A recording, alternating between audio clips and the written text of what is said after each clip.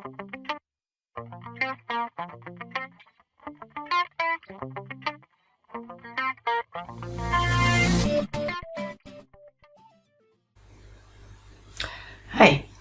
this video now is on building categories from descriptive label, so also related to building effective coding system.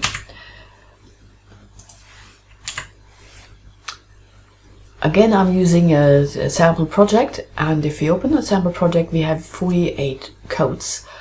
They're both related to positive and negative effects of parenting. And if you look at the list, well, a lot of them are like, very close to the data. They have been used once or twice, maybe 3 times. So if we would code like that, and assuming we have like 10 major themes, we would have easily 500-600 codes, even after coding 2 or 3 interviews. So if you code like that, that's where my term code swamp comes in. Yeah, and then you're on your way into the code swamp, and that's actually where you don't want to end up. And in literature, that's also called the coding trap, because it's so easy actually to code with software, and people kind of continue to code and code and code, and then they suddenly have even 1,000 or more codes, and then they don't know what to do with them. And that's not only related to Atlas. I mean, we do find in the literature, in the meantime, the lumpers and the splitters. And that's just kind of, certain ways of how people approach data. And I don't think it's anything wrong starting out like that. If you feel like you do want to look at your data very close, and not only, sometimes there's a methodological approach you're choosing. Sometimes it's just your brain that just functions better if you just describe your data very closely. And so sometimes the data, sometimes it's easier to lump, and sometimes it's easier to split. And I guess most people will do both. They will lump for some parts in the data where they don't know how to describe it, so they have a more overarching term where they put things into, or they just kind of go through and just say what's in the data. It's more maybe paraphrasing or summarizing. I mean, sometimes, I do see people have codes that are like very long, so that's actually not a code. It is just describing, summarizing your data. And we want to move from there to analytical labels, so the software can actually do something with it, not only the software, but also you, if you didn't continue further analysis. And as mentioned before, that process actually helps you to conceptualize, to think about what's in the data, and to move away from just purely describing your data to more conceptual terms that help you to see patterns in the data, to see recurring events, to see how things are related. If you do that on the descriptive level, then you cannot elevate your data beyond that just one interview that you do, but you probably want to get a more also a broader view across all your interviews or reports, or the data you actually have.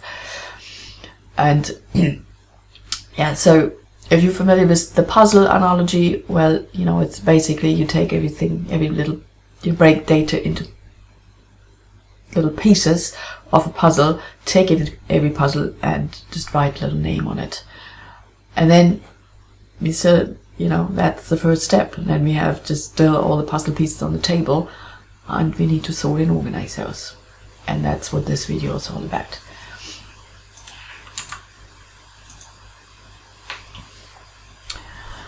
So how did that process work? If you have a lot of codes, then we need to work on reducing that list, because trying to merge, and that's what we need to do in Atlas, across like a list of 600 codes, it's maybe rather cumbersome. So first, group everything that seems to be part of a similar topic, so we can use code groups for that. They're not your category yet, they're just a device to filter your long list of codes. So then you can go and look with a focused view onto your data and see what can be merged. So this allows you to reduce your list, and then we can go to the next step, and then maybe only look at 20 something codes, and to see now what can be elevated into a more aggregated subcategory code under a main umbrella. So what basically define already is like what's your main category or main theme once you start putting everything in a code group. So everything that kind of belongs to a topic that at least similar, where you can put all of these descriptive label codes together, and then we go the next step once we have done this. So we create a code group, and here on all positive effects of parenting. So actually now go the other way than what I did in the other video before. So I collected like 24 descriptive codes in that code group. Then I look at all of these terms and realize, a lot of these things, like I'm a bit wider, I'm more than I was before, and I'm more mature. All of this has to do with personal growth. So there's a number of codes that you can actually kind of aggregate under a term personal growth that's actually already in here. So you can use that. And then you can, you reduce your list step by step, and then you see, there's something on meaningful life and positive emotion, on improved relations. And then your list becomes shorter and shorter, and you can merge it all together. And you still have the focus by using the code group as filter. And you may either start prefixing when you rename the codes anyway, or you start prefixing now. Yeah, because if we get rid of the global filter, with that list here on the bottom right, well, the codes would be all over the place and you wouldn't see where they belong. So by adding the prefixes, then all codes are listed underneath each other, and then again you add the category code. Yeah, so now let's take a look how this looks actually in ATLAS.ti. So I'm here in ATLAS.ti now and open my project on for skills training 5.4, building categories from descriptive labels. So open the code manager. Well, in this project has 48, in the presentation was 49. Yeah.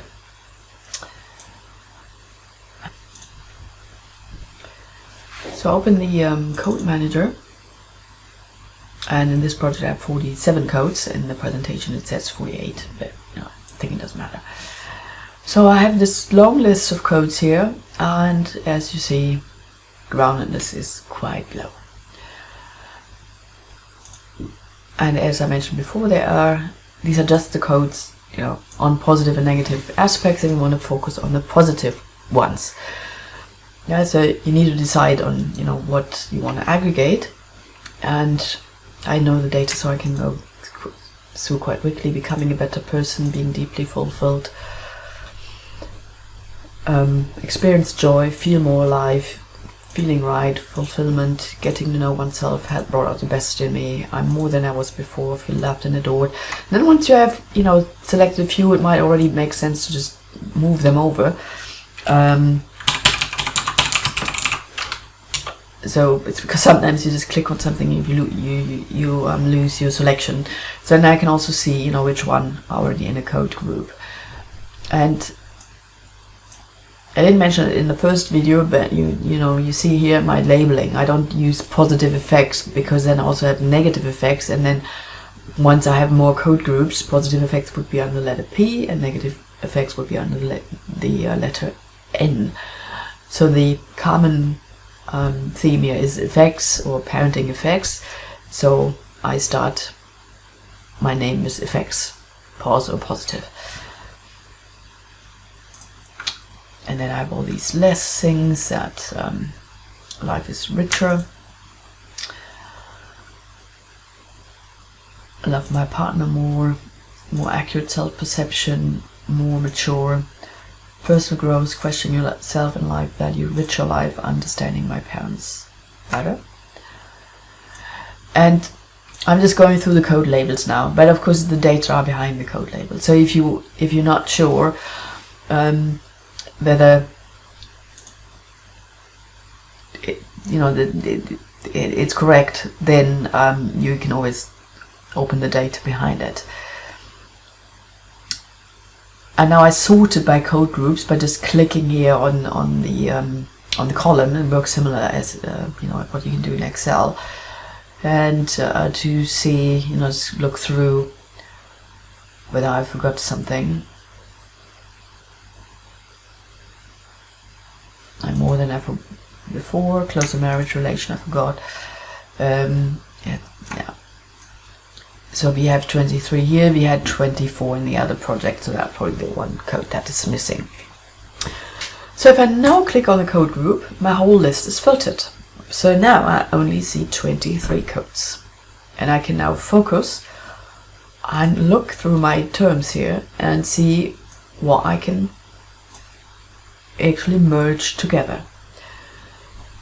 So this is a stage where people are afraid, because of course once you merge you lose your descriptive level codes. If you want, well, you can create a snapshot of your project, file and snapshot, yeah, to just preserve the project at this stage, and you can just give it, you know, a name like before merging or something, so you can always go back in case you're, you know, afraid. And of course once you merge something stupid here, this version has undo, but you should, you know, do this with concentration, because, well, you know, if you merge something, undoing meaning splitting again. And if you realize in the next session, I mean, you can do an undo of course in this session, but if you merge too much and you really realize that, you know, in a few days time you start splitting again. But that sometimes happens. I mean, you know, if you lump too many things, or if you, at this stage it makes sense, but you know, there's lots of things on personal growth here already, and when I code more data, maybe I do need to split personal growth because it becomes too big. Yeah. So I now select everything, and that's slightly different in the Mac version than in the Windows version. Here I select everything that has to do with personal growth, or what I think has to do with personal growth. More accurate self-perception, questioning yourself in life values, not high expect. Oh, that's actually wrong. I move that out further. A bit wider, more mature, has brought the best in me, getting to know oneself. I'm more than I was before. So I kind of decide, okay, this has to do with personal growth. If you forget something, it doesn't really matter, because the list becomes shorter and shorter, and then, you know, you'll see whether you forgot something and you merge again. So I select everything that I want to merge, and then I click on merge codes, and now I can select the code I want to keep. So I keep personal growth, and you see now the list has become shorter, and all of the other codes have, yeah, they're part of this one now, and I haven't lost anything, because here are my quotations. And as these codes were very descriptive, they were very close to the data, I bet that most of the terms that I've used before are within the quotations anyway. Yeah, so now we gain, you know, or when we continue this, we gain a code list that we can deal and handle better, and that can be understood by other people as well. Here you see that worst, you know, it brought out the worst and best. So a lot of the codes very, you know, like not in vivo codes in the sense that I use some terms, but the quotation is a bit bigger here, or, you know, surrounding some more context around the code. So you actually gain more precision, and you still have the descriptive stuff in your data. That's why I think you don't have to be afraid of losing something. Even if you lose your descriptive labels, it's actually something good. So now we have, I did this higher expenses, of course that's not positive.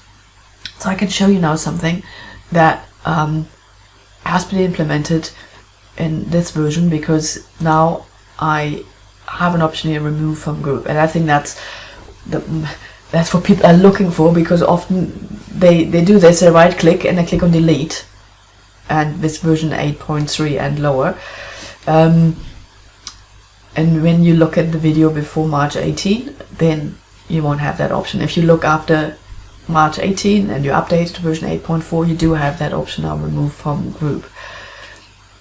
In the current implementation, you would have to select the code and click on the option here, remove from group. It's still implemented here. Yeah. So I do the new option now, remove from group. Now it has been moved out of there. So the next one I want to do is improve relationships. So these are the ones: appreciating my own parents more, becoming a better person, understanding our own parents better, and closer marriage relation. So I merge those, and none of them actually has the right label yet, so I can merge into any of these. And as I have to rename this code anyway, I can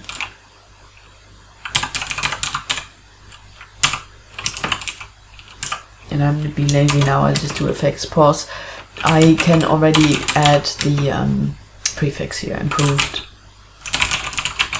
relationships. Then I have a lot of stuff on meaningful life and life is richer life. And this is all what I want to merge together. You can also right click and merge. I don't know what I did before, so I just merge it now under fulfillment and rename the codes. You can right click and rename, or you can select the rename option, or if you like the shortcut keys, you can click on F2. You get into the rename field as well.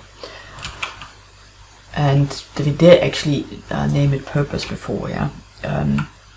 Well, before in the other video, when actually I went the other way of splitting it. Okay, expose gives purpose in life. And also you see here now what the next thing immediate should be to actually define the codes. What you actually mean, you know, write quotation comments. And now I do, oh, I forgot that one. Love my partner more should be under improved relations. Yeah, so if I realize that, and then let's do the right click option here.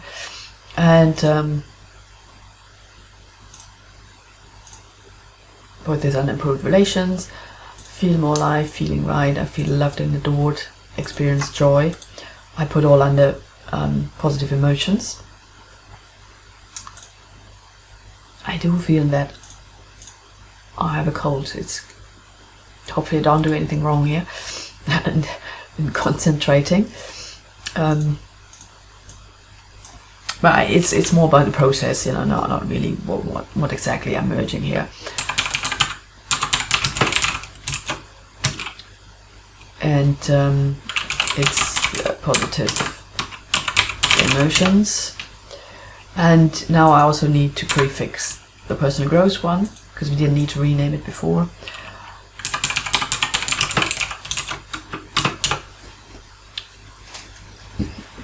And now I can get rid of the filter. And everything is now with the prefix, so I'm still sorting by code group, so I just sort by name again. And now I still need my category code. So I add now the category label effects, and as I've only used pos, so the label should also just be effects pos like the prefix. I added also to my group, which can remain there for aggregator retrieval. And I add code color again. Yeah, so this is how you work from a descriptive label to more abstract conceptualization of your codes.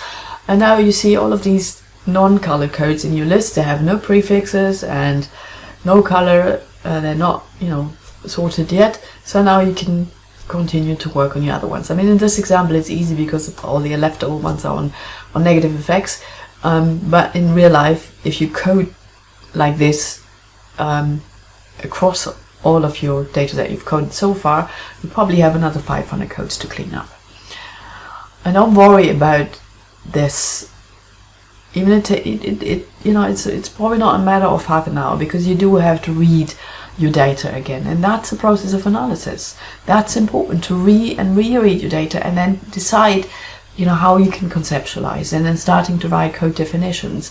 So sometimes I don't do anything else but restructuring, reorganizing my code system, and while doing that I'm becoming more and more familiar with my data. So it's part of an important part of the analysis process of rearranging your codes, so you end up with a structured code system in the end. I mean, that's the aim, that you have a code system that consists of categories and subcategories, and maybe, you know, you sometimes need a third level.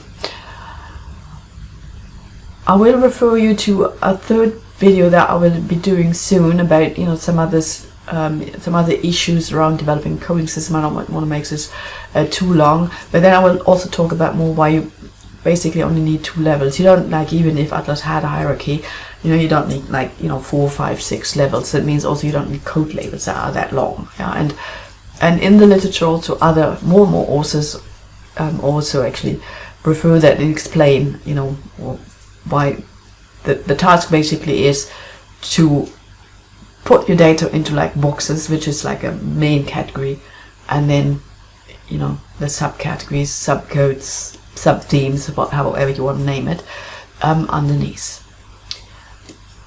I hope you understood the procedure. I'm not so, you know, it's not like other YouTube videos where I can say I hope you enjoyed this and leave a sum up. But if you have any questions, you know, please use the comment field and alert me to anything that was unclear that I could improve on in the videos. So goodbye for now.